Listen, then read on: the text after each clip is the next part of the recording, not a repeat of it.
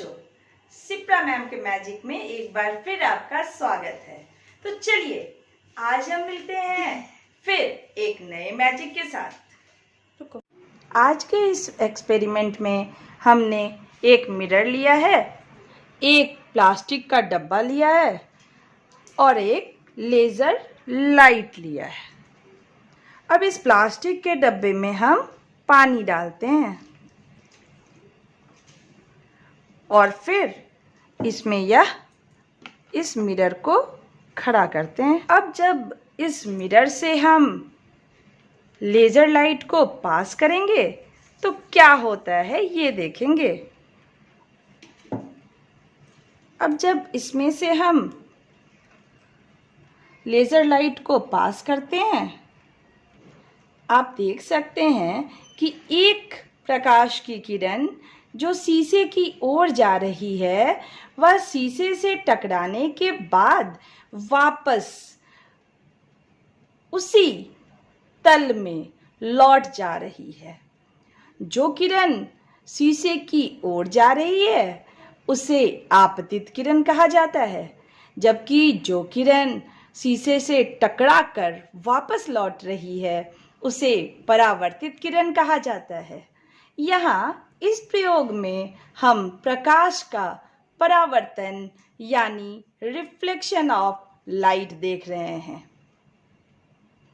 जिसमें हमने यहाँ देखा कि जब किरण शीशे से टकराती है तो वापस उसी माध्यम में लौट आती है, और जैसे जैसे हम इस किरण के एंगल को यानी कि प्रकाश के किरण के कोण को चेंज करते हैं, वैसे वैसे जो परावर्तित किरण है उसकी दिशा भी बदलती जाती है।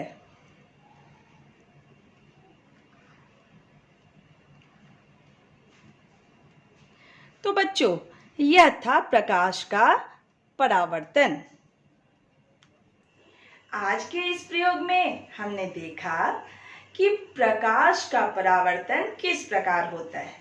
प्रकाश की किरणें जब एक परावर्तक सतह, जो कि यहाँ एक मिरर था, उससे जब टकराता है तो वापस उसी माध्यम में लौट आता है।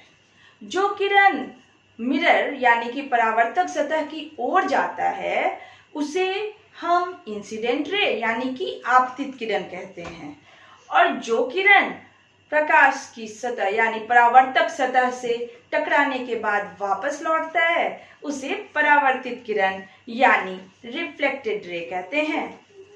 और इस सतह पर अगर हम लंब डालें तो उसे अभिलंब कहा जाता है। हमने देखा कि जैसे जैसे हम आपतित किरण के कोण को बदल रहे थे तो परावर्तित किरण की दिशा भी बदल रही थी, यानी जो आपतित कोण यहाँ हम कहते हैं अभिलंब और आपतित किरण के बीच के कोण को। तो आपतित कोण यदि हम कम या अधिक करते हैं तो परावर्तन कोण भी उसी हिसाब से बदलने लगता है। यहाँ परावर्तन कोण कहा जाता है अभिलंब तथा परावर्तित किरण के बीच के कोण को। तो बच्चों, आज के प्रयोग में हमने प्रकाश का परावर्तन देखा। आपको यह अच्छे से अब समझ में आ रहा होगा कि प्रकाश का परावर्तन क्या होता है। अब अगले क्लास में हम मिलेंगे फिर से एक नए मैजिक के साथ। धन्यवाद।